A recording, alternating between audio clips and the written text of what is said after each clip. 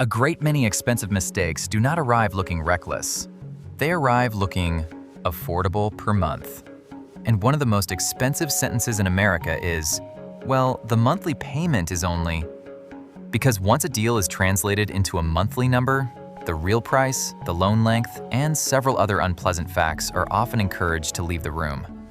So today, let's discuss one of the cleaner tricks in modern consumer finance.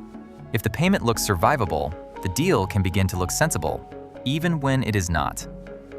In late 2025, the average new car payment in the United States was roughly $750 to $770 a month, depending on the quarter you cite. For used cars, it was still roughly $530 to $540. That is not a detail. That is a household bill. And the market's answer was not to make cars affordable.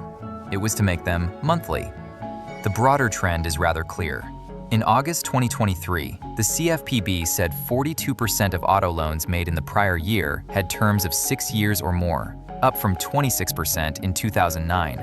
By Q4 2025, Experian found that loans in the 73 to 84-month range made up nearly 30% of new vehicle loans, which is a very convenient adjustment.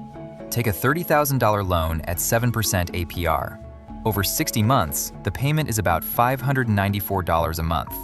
Stretch it to 84 months, and it falls to about $453. Much more manageable.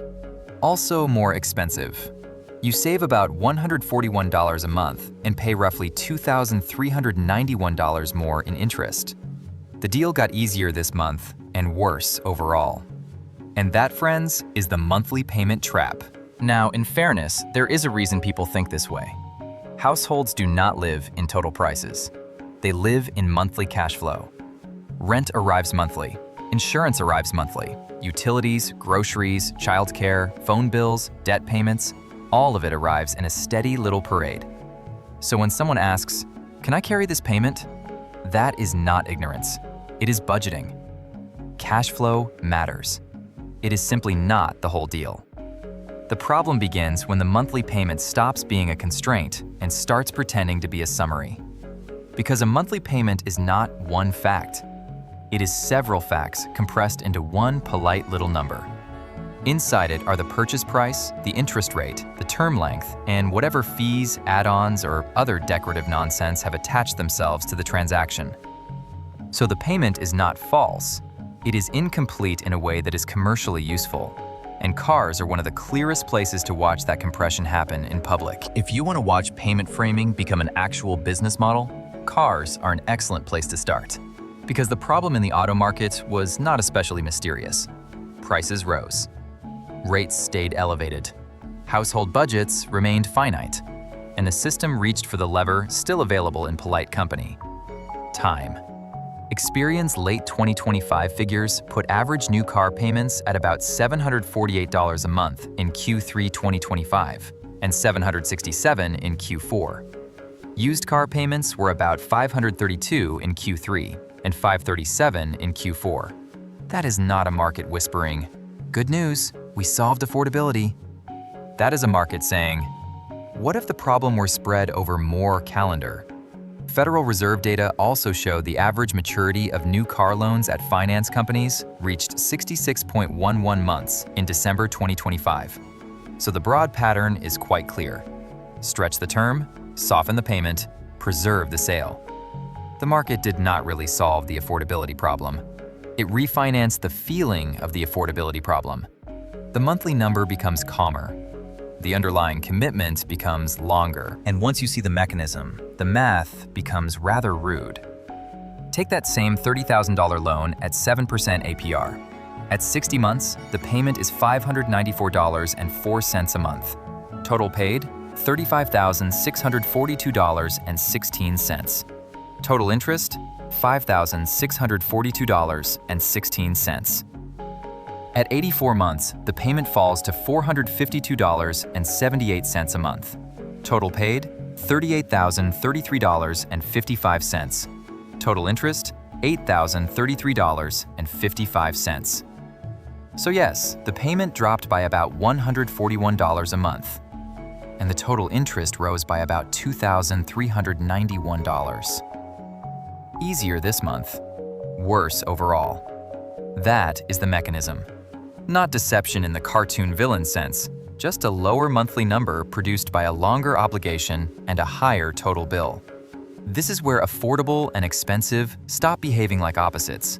A manageable payment can be attached to a much less manageable amount of time. And once you see that, the more interesting question is, who benefits when the payment becomes the main lens? Once a buyer is anchored on the monthly payment, the rest of the deal becomes surprisingly flexible, not necessarily better. Flexible. If someone says, "I need to stay under $500 a month," that is a real constraint. Fair enough, but it is also an invitation for the deal to be rearranged behind the curtain. The term can be stretched, the down payment can move, the APR can be tolerated, add-ons can be folded in, a warranty here, a service plan there, perhaps some old negative equity quietly rolled into the next obligation. The payment may remain near the target, while the structure underneath it becomes more expensive, longer, or both. This is why payment-first framing is so commercially useful. It compresses several important facts into one tidy number, then asks everyone to admire the tidiness. If the buyer is shopping for payment, the seller has more room to rearrange the furniture. And again, the villain here is not ordinary people trying to fit a car into a household budget. The villain is an incentive design that rewards making the payment feel tolerable, even when the underlying economics become less attractive. So imagine a buyer aiming for something below $500 a month.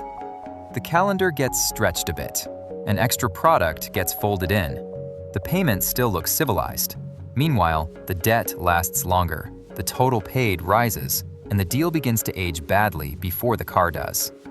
Same payment, worse deal. Now, one reasonable reply here is, fine, then buy used. And used cars are, in one narrow sense, cheaper than new ones. But cheaper than new and cheap are not identical species. In late 2025, average used car payments were still about $530 to $540 a month, depending on the quarter. That is lower than a new car, yes.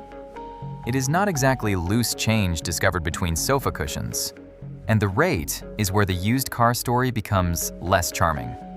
In late 2025, average used car APRs were roughly 11.3% to 11.9%, versus about 6.4% to 6.7% for new cars. So the escape hatch is real. It is simply smaller and steeper than people like to imagine. For many households, the price falls and the rate bites harder. And once you move down the credit ladder, the math becomes less forgiving.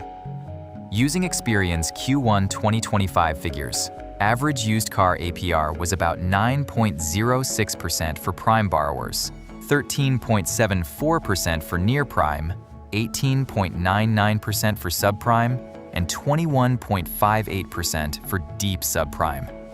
So yes, the sticker may be lower, but the financing can become much uglier, much faster.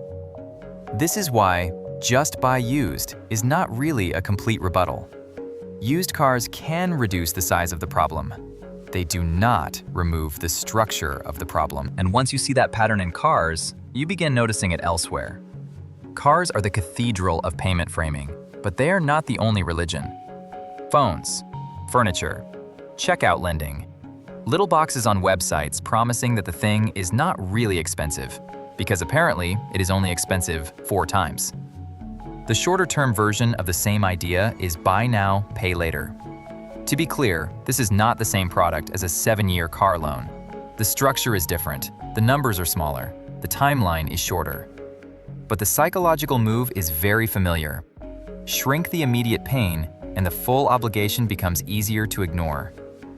The CFPB's January 2025 reporting, looking at 2022 behavior, described mainstream BNPL as a pay-in-4 product. More than 1/5 of consumers with a credit record used it in 2022. And among BNPL borrowers, about 63% had multiple simultaneous loans at some point during that year. 33% borrowed across multiple firms. That does not mean every BNPL user is in trouble. It means the product is very good at feeling small while becoming plural. A harmless-looking installment here, another one there, And soon the household budget is hosting a tiny convention of obligations, each one individually polite. All of them collectively less charming. So what should we actually take from this, without becoming finance monks who hiss at every installment plan? A simple framework. When a seller leads with the monthly payment, mentally translate the number back into the parts that created it. First, what is the total cost? Second, what term length made this payment possible? Third, what rate is doing the work here? Fourth, what got bundled, delayed, or buried to keep the monthly number looking calm? That is the habit, not panic. Translation: because the monthly payment is not useless, quite the opposite. For many households, monthly affordability is the binding constraint. If the payment does not fit, the deal does not fit. Fair enough. But that is exactly why the payment is a starting question, not a final answer. A manageable payment is not the same thing as a sensible deal. It may reflect a reasonable purchase. It may also reflect a longer term, a harsher rate, or a few extra pieces of financial upholstery quietly nailed onto the contract. So if a monthly number feels reassuring, the useful follow-up is simple. What had to become less reassuring elsewhere to make this number appear?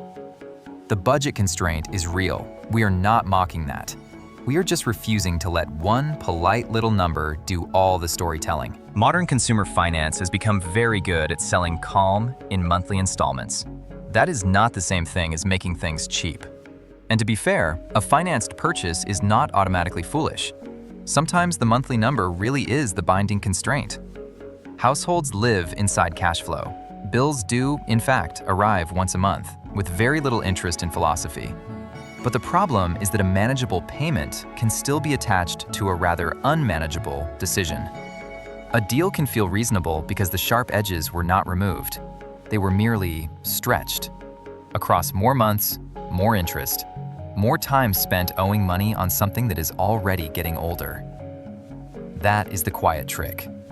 Not necessarily deception in the theatrical sense, just a system that has learned how to make expensive things look calm by translating them into smaller, recurring sensations.